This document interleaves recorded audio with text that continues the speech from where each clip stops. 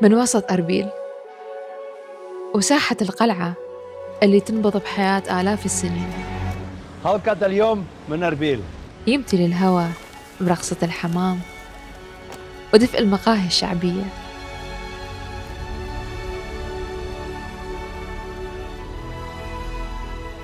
عيب. هنا نتنفس زمن تلتقي به الحكايات القديمة وهي البدايات الجديدة.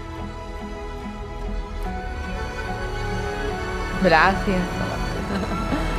ومن وسط الأشجار جمعت الناس ولمتهم تملي الحدايق ضحكات، لحظات قريبة من القلب تخلي الروح تتنفس.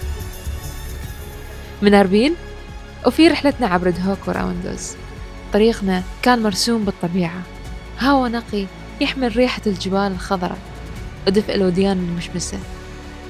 شفنا الطبيعة والإنسان يصيرون واحد، كل منعطف كان حكاية.